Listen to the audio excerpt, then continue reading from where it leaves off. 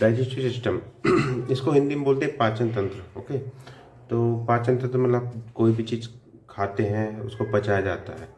पहली बात तो ये है कि हम चीज़ें खाते क्यों हैं, सीधी सी बात है। ओके, हम क्यों खाते हैं खाना वगैरह, हम क्यों बिना खाए क्यों नहीं रह पाते हैं, तो इसके पीछे कारण है एनर्जी का। ओके, हम जो फूड खाते हैं उससे हमको एनर्जी प्राप्त होती है।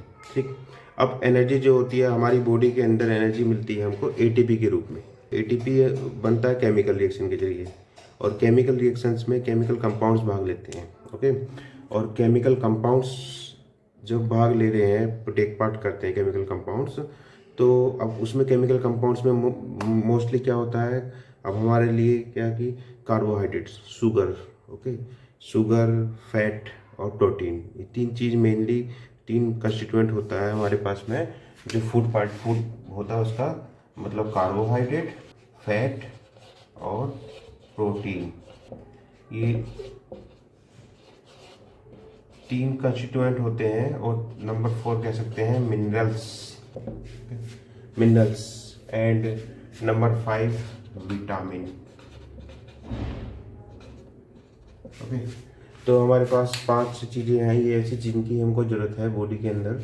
ठीक, बॉडी के अंदर क्या है, हर सेल के अंदर ज़रूरत है, जिसकी वजह से हमको इनको, अब हमारे पास सेल के अंदर है नहीं तो इसलिए हमको बाहर से लेनी पड़ती है, और बाहर से लेने के लिए हमको खाना पड़ता है। ठीक है ना, तो अब खाना खाने के लिए हम कोई भी चीज़, हम जैसे रोटी खाते हैं, कोई सब्जी वब्जी कुछ भी खाते हैं, ठीक है, उसमें कहीं ना कहीं इनमें से कोई ना कोई आइटम रहता है, carbohydrate, fat, proteins, minerals, vitamin. कुछ कुछ फूड्स पार्टिकल है जिसमें कार्बोहाइड्रेट ज़्यादा होता है, कुछ फूड पार्टिकल ऐसे होते हैं जिसमें फैट ज़्यादा होता है, कुछ में प्रोटीन ज़्यादा होता है। ठीक है ना, तो इन चीज़ों को खाने का मेन पर्पज़ ये कि ताकि ये सब 5 कॉन्स्टिट्यूएंट हमारी जो है बॉडी के अंदर चले जाएं। ठीक है, अब फिर ये क्या करेंगे, कार्बोहाइड्रेट्स में मोस्टली शुगर होता है, ठीक, फैट में लिपिड होता है।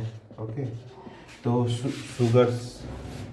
शुगर्स और लिपिड्स, तो ये शुगर और लिपिड जो है ये सब हमारी सेल के अंदर जाएंगे, सेल तक पहुंचेंगे, और फिर इनका जो केमिकल रिएक्शन के जरिए ये आपको हमको एनर्जी गेन करेंगे। ओके, एटीपी के फॉर्म में, और इसको प्रोसेस को बोलते हैं ग्लाइकोलिसिस। सुना होगा आपने, ग्लाइकोलिसिस, क्रेब साइकिल, वो अलग टॉपिक है। ठीक है ना, तो वो रेस्पिरेशन में ज़्यादा अच्छा जाता है, उस टॉपिक को बाद में पढ़ा जाएगा, लेकिन फिलहाल हम मेनली डाइजेस्टिव सिस्टम पर बात करते हैं।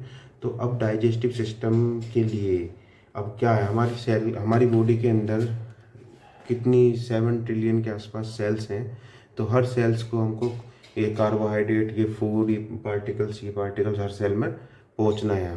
ठीक है ना, अब उसमें पार्टिकल्स पहुंचाने के लिए हमारे पास एक ट्रांसपोर्ट का सिस्टम है बॉडी के अंदर, जिसको हम ब्लड कहते हैं। Okay, blood CVS, cardiovascular system होता है, उसके जरिए ये फूड पार्टिकल्स हर सेल में चले जाएगा। लेकिन अब ब्लड में तो पहुंचेगा ही ना, तो ब्लड में कैसे पहुंचेगा ये कार्बोहाइड्रेट, फैट, प्रोटीन? इसके लिए जो सिस्टम होता है, इसके लिए हम रोटी खाते हैं या जो खाना खाएंगे उसको स्मॉल पार्टिकल्स में तोड़ा जाता है, break down of food particles. Okay, break down of food particles, और उसको break down of food particles को ही बोलते हैं डाइजेशन। अंडरस्टैंड? ठीक, तो फूड पार्टिकल्स को हमको क्या करना पड़ता है, छोटे छोटे पार्टिकल्स में तोड़ा जाता है। जैसे कार्बोहाइड्रेट हमने लिया, तो अब वो मेजर पार्टिकल्स हैं उसमें, तो उनको ब्रेक किया जाएगा स्मॉलर पार्टिकल्स में, स्मॉलर और सबसे ज़्यादा लास्ट में मोलिकुलर स्टेज में पहुंच जाएगा जब वो, तब उसको जो ब्लड में वो एब्जॉर्ब हो जाएगा, और उसके बाद फिर वो जाकर जो सेल के पास में जाकर रिएक्शन में टेक पार्ट करेगा, जिसके बाद ATP हमारे बनेंगे। ओके, तो अब मेन हम क्या समझे, तो समझ का मतलब ये है कि जो हमको खाना इसलिए पड़ रहा है क्योंकि जो खाने के अंदर जो कार्बोहाइड्रेट, फैट और प्रोटीन्स हैं, इन्हीं को हमको स्मॉलर पार्टिकल्स में ब्रेक करना है। ओके, स्मॉलर पार्टिकल्स में ब्रेक करना है ताकि वो इजीली एब्जॉर्ब हो जाएं, और इजीली एब्जॉर्ब हो जाएं, ब्लड वेस्कुलर सिस्टम के अंदर घुस जाएं। ठीक है, और ब्लड वेस्कुलर सिस्टम से वो जाकर हर सेल के पास पहुंच जाए। तो वो तो ट्रांसपोर्ट में हो गया, लेकिन डाइजेशन में हम कितना पढ़ेंगे, सिर्फ ब्लड वेस्कुलर सिस्टम तक पहुंचने तक, मतलब हमको एब्जॉर्प्शन तक की बात करेंगे। ठीक है, फूड पार्टिकल्स को अंदर लिया और उसको ब्रेक किया, उसका ब्रेक कितना होता है, ब्रेक डाउन हो रहा है, और कब तक, जब तक कि वो एब्जॉर्ब ना हो जाए। ठीक है, तो ये पूरा प्रोसीजर कहलाएगा डाइजेस्टिव सिस्टम या डाइजेशन। Okay, understand. तो डाइजेशन में हम क्या करेंगे, फूड पार्टिकल्स लेंगे, खाएंगे, और फूड पार्टिकल्स को ब्रेक डाउन होगा, उसको तोड़ा जाएगा और उसको स्मॉलर यूनिट में तोड़ा जाएगा, और तब तक टूटता रहेगा वो जब तक कि वो एब्जॉर्बेबल कंडीशन में ना पहुंच जाए। ओके, और वो एब्जॉर्बेबल कंडीशन में जब पहुंच जाएगा तो जो हमारा डाइजेस्टिव सिस्टम है उससे आपके ब्लड वेस्कुलर सिस्टम में वो एंटर कर जाएगा, ठीक है, एब्जॉर्प्शन के जरिए। और ब्लड वेस्कुलर सिस्टम से एंटर करने के बाद में फिर वो जाएगा सेल्स के पास। ओके, और सब सेल्स में पहुंचने के बाद में तब वो फिर डिस्ट्रीब्यूट हो जाएगा, और उसके बाद फिर हमको उसी से फूड पार्टिकल से एनर्जी प्राप्त होगी एटीपी के रूप में, और उससे हम काम करेंगे। ठीक है, अब वर्क करने के लिए या जिंदा रहने के लिए तो हमको एनर्जी चाहिए, और एनर्जी चाहिए तो हमको फूड पार्टिकल चाहिए। ओके, तो ये पूरा होल सिस्टम था डाइजेस्टिव सिस्टम, जिसका मैंने आपको समरी के रूप में बता दिया। अब इसका हम डायग्रामेटिक कंडीशन देखते हैं, डायग्राम के हिसाब से समझते हैं इसको कि किस तरीके से हमारी बॉडी के अंदर क्या क्या सिस्टम्स हैं, क्या क्या ऑर्गन्स हैं जो इसमें हेल्प कर रहे हैं। ओके, ठीक। ओके फ्रेंड्स, तो हम बात कर रहे थे डाइजेस्टिव सिस्टम की। तो डाइजेस्टिव सिस्टम ये एनसीईआरटी में दिया हुआ है, एनसीईआरटी का पूरा डायग्राम ऐसे लिया है हमने। ओके, हम इस पर बात करते हैं। ठीक है, तो देखिए, ये इसमें सबसे पहले ऊपर माउथ से स्टार्ट करते हैं। माउथ के बाद ये ओरल कैविटी होती है, ओरल कैविटी के बाद फिर नीचे जाते हैं, ठीक है ना। और ये यहाँ से नेजोफेरिंक्स, ऊपर स्टार्ट होता है नेजोफेरिंक्स, ठीक, ओरोफेरिंक्स और लैरिंजोफेरिंक्स। 3 पार्ट इसके बनते हैं यहाँ पर। अभी हम एक डायग्राम और दिखाएंगे आपको। ओके, तो इसके बाद हम नीचे चलते हैं, तो ये जो ट्यूब है, ट्यूब लाइक स्ट्रक्चर, इसे बोलते हैं ईसोफेगस। तो ईसोफेगस के बाद में आता है हमारा स्टोमक, ठीक, स्टोमक जिसको आप उदर या पेट बोल देते हैं हिंदी में, ठीक है। तो स्टोमक के बाद में फिर स्टोमक से आके निकल नीचे जाता है, ये इसे सी शेप का रहता है, इसे बोलते हैं डुडिनम। डुडिनम के बाद में फिर ये आगे जाके ये ऐसे कर्व, मतलब कोइलिंग यहाँ पर होती है, और कोइल होकर ये बहुत ज़्यादा कोइल, बहुत हाईली कोइल होने के बाद में ये आके इसमें मिलता है, और यहाँ से ये आपका ये बड़ा वाला। तो इसको ऐसे समझ सकते हैं कि डुडिनम के बाद का जो हिस्सा होता है ये वाला, इसके बाद यहाँ से ये इतना हिस्सा, इसे बोलते हैं इलियम और स्मॉल इंटेस्टाइन, ठीक है ना। और स्मॉल इंटेस्टाइन के बाद फिर आता है लार्ज इंटेस्टाइन, ठीक, और लार्ज इंटेस्टाइन के बाद क्या आता है, यहाँ रेक्टम और एनस आता है। ओके, तो अब इसमें मेन चीज़ क्या है, जैसे देखिए डुडिनम, इसको आप ऐसे याद कर सकते हैं, डुडिनम इतना स्टोमक के बाद में एब्डोमेन स्टोमक के बाद में आपका क्या आ जाएगा, डुडिनम के बाद में ये जो हिस्सा होता है ऐसे वाला, मतलब ट्रांसवर्स, तो इसको हम बोलते हैं जेजुनम। ओके, तो डुडिनम के बाद में एक जेजुनम होता है, जेजुनम के बाद आपका आता है फिर इलियम, ठीक है, डुडिनम, जेजुनम, इलियम, और इलियम के बाद में कोलोन। ओके, और कोलोन के बाद में रेक्टम के बाद एनस, ठीक। इस सिग्मोइड कोलोन ये नाम दे रखा है, अब बता देते हैं, ठीक। तो ये पूरा का पूरा यहाँ से लेके यहाँ तक का ये है एलिमेंट्री कैनाल।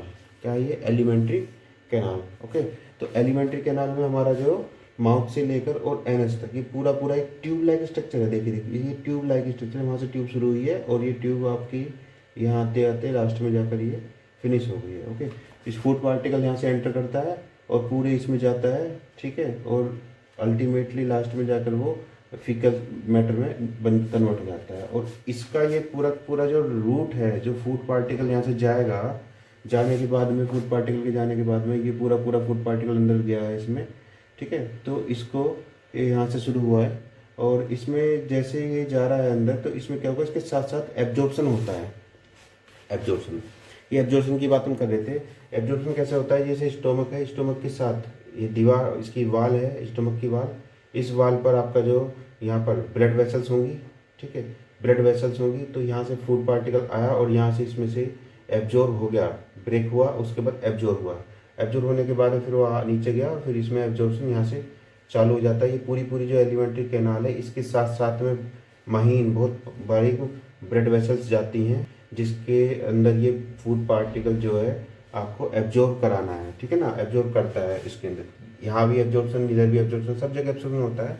अब एब्जॉर्प्शन की बात कर लेते हैं, तो एब्जॉर्प्शन क्या होता है, हर जगह पर अलग अलग चीज़ का एब्जॉर्प्शन होता है। जैसे हमारे पास कार्बोहाइड्रेट था, फैट था और प्रोटीन था, तो कार्बोहाइड्रेट का डाइजेशन, कार्बोहाइड्रेट का एब्जॉर्प्शन मैक्सिमम कहाँ होता है, मिनिमम कहाँ होता है ना, ये से क्वेश्चन आते हैं। तो माउथ के अंदर कार्बोहाइड्रेट का मैक्सिमम हो जाता है, कार्बोहाइड्रेट का माउथ के अंदर मैक्सिमम हो जाता है। और स्टोमक के अंदर कुछ पार्ट कार्बोहाइड्रेट का होता है, प्रोटीन का, फैट का, तीनों का ही होता है, लेकिन मैक्सिमम प्रोटीन और कार्बोहाइड्रेट मैक्सिमम माउथ में हो जाता है। फैट पार्टिकल लीवर्स में, लीवर के पास में, लीवर जो ये लीवर है आपका, और लीवर से यहाँ से वो गाल ब्लैडर ये आपका, ठीक है, सीबीडी जाती है, कॉमन बाइल डक्ट, और ये आके जाकर इसमें जो यहाँ मिल जाती है। ये जो आपको वाइट वाइट दिख रहा है ये पैंक्रियाज, ओके। ये पैंक्रियाज, अभी हम दूसरा डायग्राम दिखाएंगे क्लियर सा। तो ये तो एनसीईआरटी का डायग्राम है। तो पैंक्रियाज और ये लीवर मिलकर यहाँ से एक ट्यूब में के जरिए ये इसमें जो हेपेटोपैंक्रियाटिक डक्ट बनती है, और वो डक्ट के जरिए यहाँ पर अपना फूड पार्टिकल्स में, ये फूड पार्टिकल जो आ रहा है इसमें अपना वो सिक्रेशन डालते हैं। ये एक तरीके की ग्लैंड्स होती हैं, ठीक है। वैसे तो लार्जेस्ट ग्लैंड हमारी लीवर ही होती है। इसमें सिक्रेशन में यहाँ पर सिक्रेशन गिर जाएगा, और वो फूड पार्टिकल जो आपका आ रहा था उसको ये डाइजेस्ट करने में हेल्प करेंगे। अब डिफरेंट एरिया में डिफरेंट फूड पार्टिकल्स एब्जॉर्ब होते हैं, ओके। तो कार्बोहाइड्रेट का ऐसे याद कर सकते हैं, कार्बोहाइड्रेट प्रोटीन्स फैट, ठीक है। कार्बोहाइड्रेट का ऊपर हो जाता है, प्रोटीन्स का यहाँ हो जाता है, फैट का यहाँ पर हो जाता है मोस्टली, और फिर नीचे भी, ठीक है। और मिनरल्स मोस्टली इंटेस्टाइन में मिनरल्स वगैरह होंगे, ठीक। तो ये तो हमारा जो डाइजेशन का सुपरफिशियली अभी हमने बताया आपको, ओके। अब सुपरफिशियली ये एलिमेंट्री कैनाल है, अब इसको हम थोड़ा डीप में चलते हैं, ओके। स्टार्ट से शुरू करते हैं और फिर माउथ से लेकर शुरू करते हैं और पूरा डीप में चलते हैं। यहाँ पर एक चीज़ थोड़ा सा बता देते हैं कि ये जो इंटेस्टाइन है, ये स्मॉल इंटेस्टाइन, ये डायग्राम थोड़ा दूसरा लेते हैं, इसमें थोड़ा सा क्लियर नहीं हो रहा, तो हम थोड़ा सा अच्छी पिक्सल वाला डायग्राम लेते हैं, ओके। तो उसको उसके बाद देखते हैं फिर क्या होता है, ओके। तो एक दूसरा डायग्राम लिया है हमने, देखिए ये आपका एलिमेंट्री कैनाल है पूरा, इसमें ये ऊपर से ईसोफेगस आ रहा है, ठीक है ना। ईसोफेगस के बाद में फिर ईसोफेगस से आपका ये स्टोमक हो गया, स्टोमक से ड्यूटेनम हो गया, ड्यूटेनम फिर आगे जाके ये इलियम में आपका कन्वर्ट हो जा रहा है, और इलियम जाके फिर आपका ये इसमें जो कोलोन में आपका ये कनेक्ट हुआ, और कोलोन जाके ये एनएस में कन्वर्ट हुआ। इसके कुछ नाम देख लेते हैं। पहले सबसे पहले तो ये जो चीज़ है ये वाला, इसको हम बोलते हैं स्मॉल इंटेस्टाइन, ओके। और ये जो बड़ा वाला दिख रहा है इसको हम लार्ज इंटेस्टाइन बोलते हैं। एक्चुअली क्या है कि जो जहाँ तक लेंथ की बात है, तो लेंथ में क्या होता है, स्मॉल इंटेस्टाइन की जो लेंथ होती है वो ज़्यादा बड़ी होती है बजाय कि लार्ज इंटेस्टाइन के। स्मॉल इंटेस्टाइन की जो लेंथ होती है वो लगभग अप्रोक्सीमेट 6 मीटर के आसपास इसकी लेंथ होती है, 6 मीटर के आसपास, ओके। अप्रोक्सीमेट 6 मीटर लेंथ इसकी होती है स्मॉल इंटेस्टाइन की, और स्मॉल इंटेस्टाइन की लेंथ 6 मीटर होती है, ओके। तो लेकिन लार्ज इंटेस्टाइन की लेंथ 1.5 मीटर होती है, ओके। तो लेकिन इसकी लेंथ तो कम है, लेकिन इसका नाम लार्ज इंटेस्टाइन क्यों बोला गया, क्योंकि लार्ज इसका जो ये जो सर्कमफेरेंस होता है, ये डायमीटर होता है, ये थोड़ा लार्ज होता है। इसका डायमीटर कम है, स्मॉल इंटेस्टाइन का डायमीटर कम है, ये कम चौड़ी है, पतली है, ये पतली है थोड़ी सी, ये वाली जो थोड़ा सा मोटा है, तो इसीलिए इसको क्या है, हमको इसको बोल रखा है लार्ज इंटेस्टाइन, इसका होता है small intestine, okay. Small intestine और लार्ज इंटेस्टाइन। तो इसमें क्या होता है कि जो एक सेकंड, ये दूसरा डायग्राम दिखाते हैं, ओके। तो हमारे पास एक दूसरा डायग्राम है, थोड़ा सा ज़्यादा क्लियर है, ठीक। ये जो आपको दिख रहा है ये लार्ज इंटेस्टाइन, और ये जो आपको दिख रहा है ये है small intestine, okay. Small intestine highly cold रहती है, और इसका जो लंबाई है वो लगभग 6 मीटर के आसपास रहता है, ओके। और इसकी लंबाई होती है 1.5 मीटर, ठीक है ना। तो और इसकी जो चौड़ाई होती है, इसकी जो चौड़ाई है ये ज़्यादा चौड़ा होता है, ये कम चौड़ा होता है, ओके। ये इसकी थिकनेस कम होती है, इसका डायमीटर कम होता है, इसीलिए इसको स्मॉल इंटेस्टाइन बोलते हैं। इसका डायमीटर बड़ा होता है, इसलिए इसको लार्ज इंटेस्टाइन बोलते हैं। इसका जो डायमीटर है वो आपका, ये लार्ज इंटेस्टाइन है, इसका 1 इंच का डायमीटर होता है, इसका 3 इंच का डायमीटर होता है अप्रोक्सीमेट, ओके। तो 1 इंच और ये 3 इंच के आसपास इसका डायमीटर होता है। तो इसीलिए इसका डायमीटर कम है, इसीलिए इसको स्मॉल इंटेस्टाइन बोल देते हैं। इसका डायमीटर ज़्यादा है, इसलिए इसको लार्ज इंटेस्टाइन बोलते हैं, ओके। इसका मीनिंग लेंथ से नहीं है कि लेंथ किसकी ज़्यादा किसकी कम, बस ये डायमीटर की वजह से स्मॉल और लार्ज हमने बोल दिया है, ओके। तो ऊपर से ये ईसोफेगस होता है, 25 सेंटीमीटर अप्रोक्सीमेट लेंथ होती है इसकी, 25 सेंटीमीटर अप्रोक्सीमेट लेंथ होती है ईसोफेगस की। और ईसोफेगस ये स्टोमक होता है, ओके। स्टोमक के बाद में ये जो नीचे दिख रहा है ये आपको है ड्यूडिनम, ओके। तो ड्यूडिनम जो होता है इसके बगल से यहाँ से पैंक्रियाज जाता है, ये पैंक्रियाज है, ओके। और ऊपर से लीवर, ठीक, लीवर और पैंक्रियाज मिलकर एक common bile duct, hepatic duct बनाती हैं, हिपेटोपैंक्रियाटिक डक्ट बोलते हैं उसको। वो अपना सीक्रेट इसमें डालते हैं। ये काला काला ब्लैक जो दिख रहा है ये आपको ये स्प्लीन होता है, स्प्लीन को ग्रेवयार्ड ऑफ आरबीसी भी बोल देते हैं, ओके। सो इसके बाद में अब थोड़ा सा और डिटेल में चलते हैं इसमें। ये जो कोलोन दिख रहा है इसको हम कोलोन बोल रहे हैं, इसको इलियम बोल रहे हैं, ठीक है। एब्डोमेन वो स्टोमक, और ये ड्यूडिनम सी पार्ट को ड्यूडिनम के बाद इसके पीछे जा रहा है वो, ड्यूडिनम के बाद जेजुनम के बाद में इलियम, और इलियम के बाद में ये आपका कोलोन, ओके। कोलोन का भी एक चीज़ और होती है, कोलोन यहाँ से लेकर यहाँ तक का जो दिख रहा है आपको ये ऊपर की तरफ जा रहा है, ये ऐसे जा रहा है, ऐसे जा रहा है। जो ऊपर जा रहा है इसे बोलते हैं असेंडिंग कोलोन, ओके। इसको बोलेंगे असेंडिंग कोलोन, इसको बोलेंगे ट्रांसवर्स कोलोन। ये जो ट्रांसवर्स जा रहा है इसको बोलेंगे ट्रांसवर्स कोलोन, और इस वाले को बोलेंगे descending colon, okay. Ascending colon, transverse colon और डिसेंडिंग कोलोन, ओके। और लास्ट में ये रेक्टम का एनस। इसमें छोटा सा दिख रहा होगा आपको ये चीज़, इसे बोलते हैं अपेंडिक्स। छोटा सा दिख रहा है सर, इसको बोलते हैं अपेंडिक्स। ये छोटा सा वेस्टिजियल पार्ट होता है हमारे बॉडी के अंदर, ठीक है। और अपेंडिसाइटिस वगैरह होता है, मोस्टली इसको ऑपरेशन के जरिए काट के निकाल दिया जाता है। जो पेन करता है तो इन्फ्लामेशन हो जाता है, इसमें तब की बात है, ठीक है। वेस्टिजियल ऑर्गन है, इसका कोई ज़्यादा सिग्निफिकेंस हमारी बॉडी के अंदर नहीं है, लेकिन ये कभी कभी दिक्कत कर जाता है, ओके। खैर कोई नहीं। तो अब इसके बाद ये पूरा हमने जो एक जनरल सर्वे लिया है इसका एलिमेंट्री कैनाल का, हम ऊपर से स्टार्ट करते हैं माउथ से, ओके। तो अब हम माउथ से स्टार्ट करते हैं, ओके। तो ऊपर से शुरू करते हैं, ये हमारा माउथ है, ठीक है।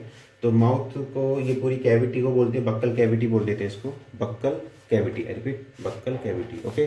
तो बक्कल कैविटी इसको बोल देते हैं। और इसके बाद इसमें आप ये टीथ हैं हमारे पास, ओके। कितने टीथ होते हैं हमारे पास में? 32 दांत होते हैं।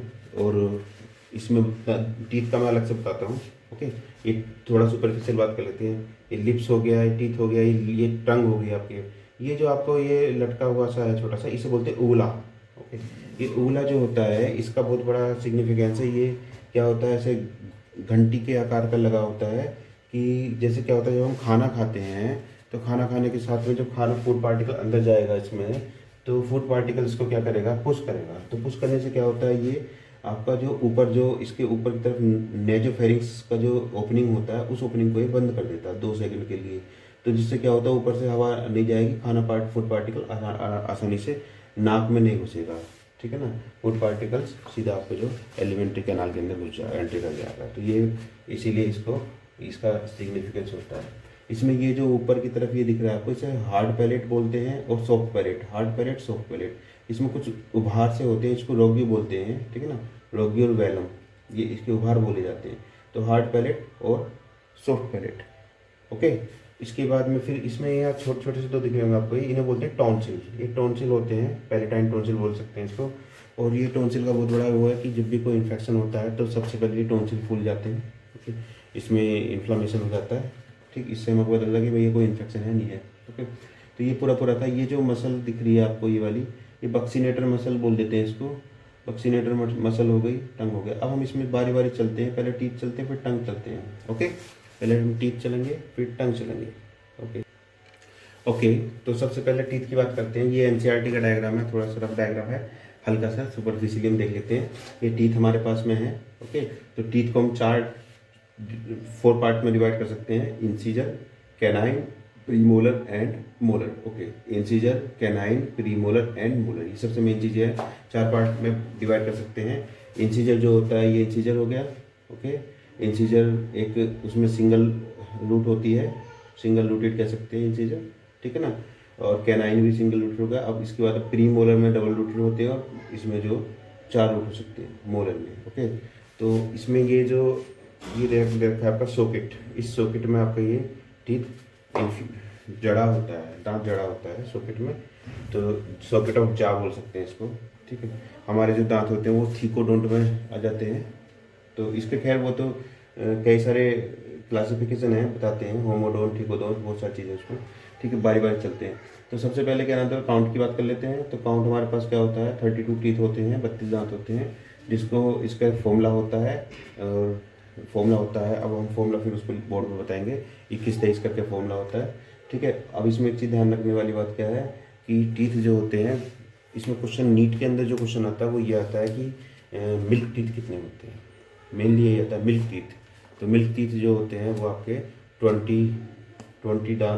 20 टीथ जो होते हैं वो मिल्क टीथ होते हैं, 20 दांत। ओके, बच्चे में जो इरप्शन हो जाता है उनका। ओके, और बाकी जो 32 परमानेंट टीथ होते हैं। ओके ना। तो इसमें मेन चीज़ क्या, कस्प, इसमें क्या होता है, कस्प होता है ऊपर, इसके ऊपर ये कस्प है। ये जो मोलर होता है इसमें 4 कस्प होते हैं। ठीक है, और प्री मोलर में जो आपका जो 2 कस्प होते हैं, इसमें 1 कस्प होता है। इसमें कस्प नहीं होता, इसमें सीधा सीधा क्राउन होता है। ओके, तो इंसीजर जैसे आपकी ये 2, कैनाइन 1, प्री मोलर 1 2 और ये 3। तो इसी से आप कर सकते हैं इंसीजर 21 2, ये 2 है, 21 2 1 2 1 2 3, 2 1 2 3, 2 1 2 और 3, 2 इंटीजर एक तरफ। इसके ये पूरा जो आपका जो जबड़ा है, इस जबड़े का एक साइड से हम करते हैं।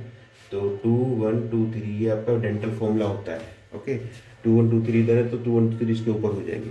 तो ये आपका डेंटल फॉर्मूला है। ठीक है ना। तो ये तो सिर्फ एनसीईआरटी का दिया होता है, वो डिटेल में हम बोर्ड पर बताएंगे।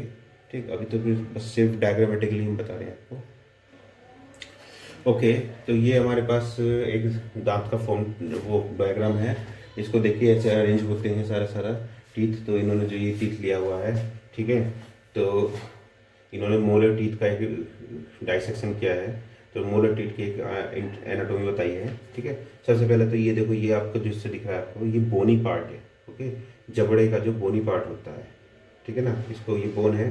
बोन के ऊपर ये जो एक मतलब जिसको हम गम बोल देते हैं, गम टिश्यू बोन के ऊपर ऐसे अटैच होता है। इस तरीके का ये गम टिश्यू बोन के ऊपर अटैच है। इसको जो सामने से हमें दांत के नीचे जबड़ा कह देते हैं ना, दिखता है इस तरीके का वो। इसके बाद ये गम टिश्यू के बाद में फिर आपका ये जो टीथ है, इस टीथ के भी हमने 3 पार्ट कर रखे हैं। ओके, कि जैसे कि ये जो हमको दिखता है ऊपर वाला, ठीक है, ऊपर का जो दिखता है, इसको नेक और क्राउन में हमने डिवाइड किया है। और जो उसके जो हमको दिखता नहीं है, उसके अंदर चला जा रहा है, उसको हम बोल रहे हैं रूट। तो ये पूरा रूट के अंदर हो जा रहा है। और ये ऐसे कह सकते हैं कि ये जो बोन है, बोनी पार्ट है, बोन पार्ट्स के अंदर जो जितना जा रहा है, सॉकेट में जा रहा है, उसको हम रूट बोल देते हैं। सॉकेट के ऊपर वाला जो है वो नेक और क्राउन बोला जा रहा है। ओके, तो अब इसमें जो रूट जो है, ठीक, रूट में ध्यान से देखेंगे, रूट में ये जो दिख रहा है आपको, ये ब्लड वेसल्स है। इसमें देखिए ध्यान से देखिए, ये क्या एक कैविटी होती है। ठीक है, इसको बोल देते हैं पल्प कैविटी। ये पल्प कैविटी है, आपको ये दिख रहा होगा ऐसा करके, ये पल्प कैविटी। इस पल्प कैविटी के अंदर ये नीचे से ब्लड वेसल्स आ रही हैं। ठीक है, ब्लड वेसल्स में आर्टरी और वेन होता है। और येलो येलो कलर का जो दिख रहा है आपको, ये वाला ये है, ये नर्व है। ठीक है, तो देखिए आप, नर्व भी आ रही है, ठीक है, आर्टरी भी आ रही है और वेन भी आ रही है। तीनों चीज़ें यहाँ पर आ रही हैं। ठीक, यहाँ पर है प्रेजेंट पल्प कैविटी के अंदर। पल्प कैविटी के अंदर तीनों चीज़ें प्रेजेंट हैं, आर्टरी, वेन और आपका ये क्या नाम है, नर्व। ठीक है, इससे क्या होता है कि कोई सेंसेशन होता है, नर्व है तो नर्व की वजह से क्या कोई सेंसेशन भी होगा हमको दांतों के अंदर। ठीक है, और आर्टरी और वेन ब्लड सप्लाई करेंगे। ओके, इसके बाद में फिर ये जो चीज़ें हैं, ये वाली, ये फिर पल्प कैविटी होगी। पल्प कैविटी के बाद में, पल्प कैविटी के बाद जो ये कवरिंग दिख रही है आपको, ये वाली ग्रीन वाली कवरिंग, ठीक है ना, ये वाली कवरिंग, इसको बोलते हैं डेंटाइन। ये वाली क्या है, ये डेंटाइन है। डेंटाइन इसको कवर कर रही है। ठीक है ना, डेंटाइन के बाद में जो आता है वो आता है इनेमल। ठीक है, इनेमल जो होता है, कहते हैं कि ना, जो हार्डेस्ट पार्ट होता है, इनेमल बताते हैं, क्वेश्चन भी आता था। तो इनेमल जो होता है इसका, उसके बाद इनेमल के बाद फिर डेंटाइन आ गया। ठीक है, हार्डेस्ट पार्ट डेंटाइन में, ये पूरा दांत ही हार्डेस्ट पार्ट में आ जाता है ना। तो डेंटाइन, और डेंटाइन जो है, इसके बाद ये इनेमल हो गया। तो हम क्या क्राउन के अंदर क्या कर रहे हैं, क्राउन के अंदर हम इनेमल भी आ जा रहा है क्राउन के अंदर, और थोड़ा सा पार्ट डेंटाइन का भी आ जा रहा है। ध्यान रखिए, क्राउन के अंदर इनेमल भी आ रहा है, नेक के अंदर भी कहना, तो ये पूरा आकर कहेंगे नेक में क्या क्या आ जा रहा है। नेक में हमारे पास में यहाँ तक कि ये नर्व भी आ जा रही है, आर्टरी, वेन भी आ जा रही है, पूरा हिस्सा नेक के अंदर आ जा रहा है। ओके, ठीक है, तो इसके बाद अब नर्व, रूट, ये सब बता दिया हमने। रूट कैनाल, इसको, ये जो हमने पल्प कैविटी बताई, पल्प कैविटी के अंदर ये जो चीज़ जा रही है, इसको कैनाल बोल सकते हैं, इसको बोलते हैं रूट कैनाल। और मोस्टली क्या होता है, जो डेंटिस्ट होते हैं, डेंटिस्ट डॉक्टर, वो रूट कैनाल थेरेपी होती है, ओके। रूट कैनाल, उसमें क्या होता है, इस रूट कैनाल के अंदर जो नर्व होती है, जैसे कई बार आपको सेंसेशन होता है, दर्द हो रहा है, दांत में पानी लग रहा है कहते हैं ना, तो क्या होता है कि कई बार इनेमल वगैरह गल जाता है हमारे पास में, तो यहाँ से शुगर वगैरह, मीठा या कोई पार्टिकल्स, वो पार्टिकल्स इसमें आने लगता है, तो इसमें फिर ये नर्व जो होती है वो नर्व में टच होता है, जिसकी वजह से हमको दर्द वगैरह होने लग जाता है, ठीक है ना। तो हम क्या करते हैं, रूट कैनाल थेरेपी होती है, उसमें क्या करते हैं, ये ड्रिल करा जाता है, ड्रिल करके ये जो नर्व होती है, नर्व को ब्लॉक करा जाता है, इनको फिर यहाँ से काटा जाता है, ये यहाँ से ब्लॉक कर देते हैं, जिसकी वजह से क्या होता है कि शुगर पार्टिकल, कोई पानी, ठंडा पानी, गर्म पानी, कोई भी पानी यहाँ आएगा तो वो उसमें नर्व में नहीं टच होगा, जिसकी वजह से हमको पेन नहीं होता है। ये कि मेडिकल टर्म थी। ओके, तो रूट कैनाल थेरेपी होती है, ये डेंटिस्ट करते हैं। ओके, तो ये तो हमने इसका बताया सब, रूट कैनाल थेरेपी का, इसकी जरूरत नहीं है। अब फिलहाल इसके बाद क्या करते हैं, ये डेंटाइन और एनिमल हो गया। डेंटाइन एनिमल के बाद में ये, अब हमने जो वो आपको बताया था, ये मोलर है, मोलर के बाद प्री मोलर, ये उल्टा चल रहे हैं इसमें ना, कैनाइन और incisor. Okay, incisor, incisor, canine, premolar और मोलर, इस तरीके से हम इसमें जो चल रहे हैं। ओके, तो अब इसके बाद हम जो इसमें थोड़ा सा बोर्ड पर हम बता देंगे मिल्क की थ्रो डेंटल फॉर्मूला वगैरह, ठीक है। इसके बाद हम एक डायग्राम और देख लेते हैं थोड़ा सा और मेमोरी के लिए, उसके बाद फिर हम जो, ओके, तो एक डायग्राम और है हमारे पास, ठीक है।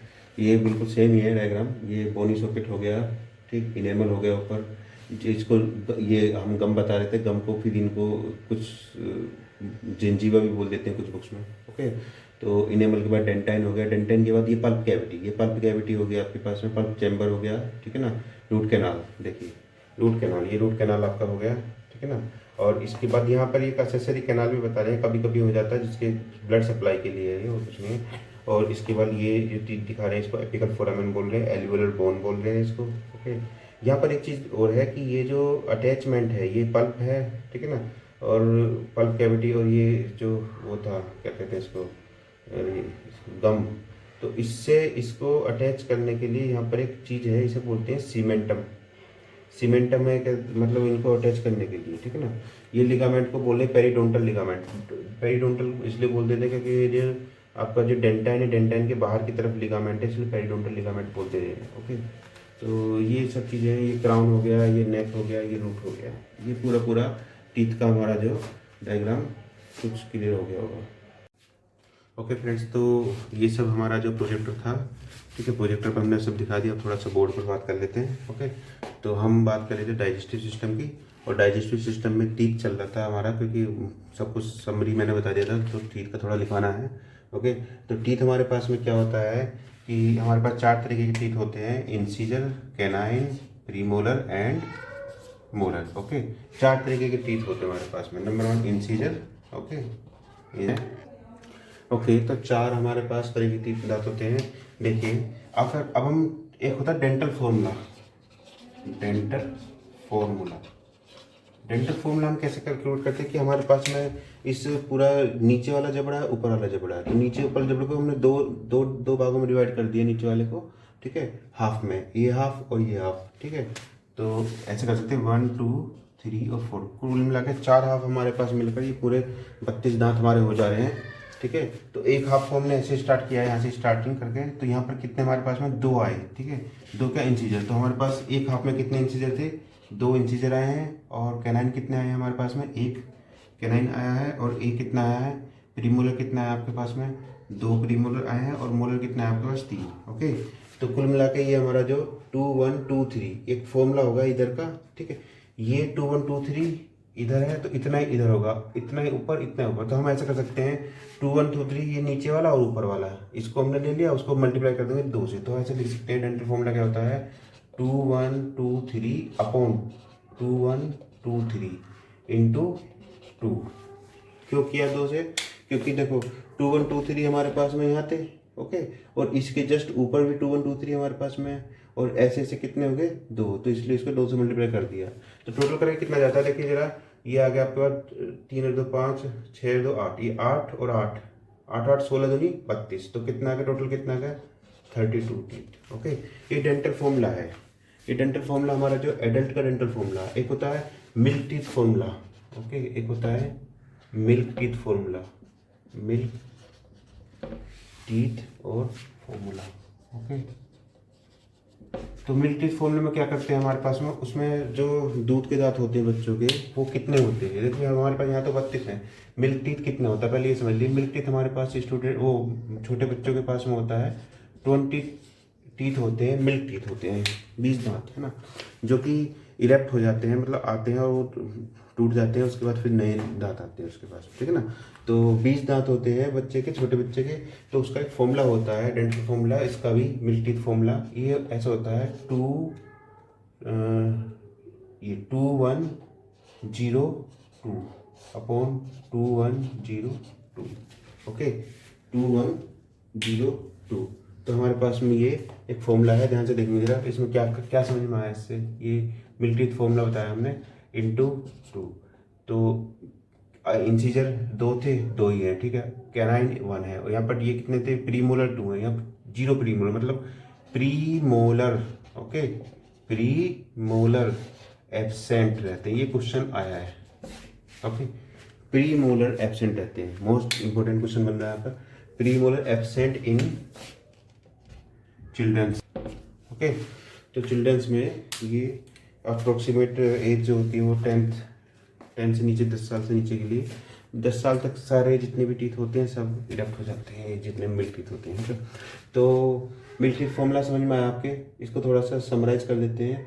तो हमारे पास में 4 तरीके के दांत हैं, ठीक है, इंसीजर, और अगर टोटल करा जाए तो टोटल कितना है, टोटल इंसीजर कितने हैं हमारे पास में, ये इंसीजर 2 यहाँ, 2 यहाँ, 2 वहाँ, 2 वहाँ, तो कितने हो गए 2 × 4, ओके।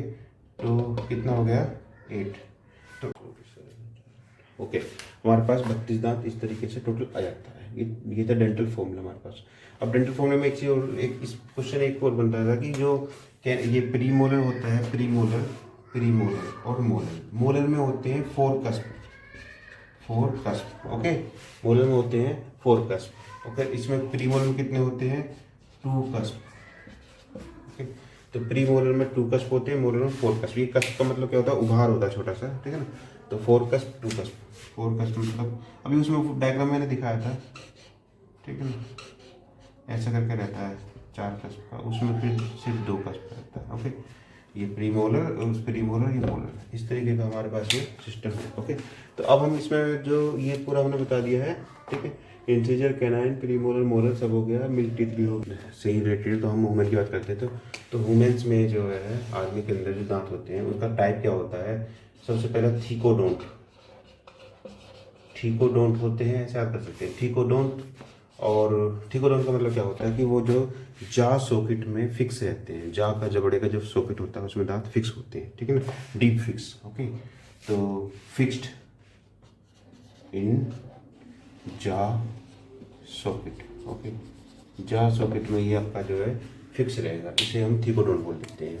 थीकोडोंट के साथ फिर हमारे पास, अब देखिए जबड़े में दांत फिक्स है, और इसके बाद फिर हमारा जो दांत है वो कि होमोडोंट और हेटेरोडोंट, तो मतलब सब एक जैसे हैं या अलग अलग तरीके के, अलग अलग तरीके के इंसीजर के ना 4 तरीके के हो गए, तो इसको बोल देते हैं हेटेरोडोंट, थीकोडोंट और हेटेरोडोंट, ओके। हेटेरोडोंट मतलब क्या होता है, डिफरेंट टाइप्स, ओके, जैसे कि 4 टाइप्स होते हैं, आपको अभी बताया था I, C, PM और M। और नंबर 3 डाइफाइडोंट। डाइफाइडोंट का मतलब क्या होता है कि हमारे जो दांत होते हैं वो पूरी लाइफ टाइम में 2 बार निकलते हैं, मिल्क टीथ हो गया, एक परमानेंट हो गया, तो 2 टाइम्स इरप्शन, ओके, 2 टाइम्स,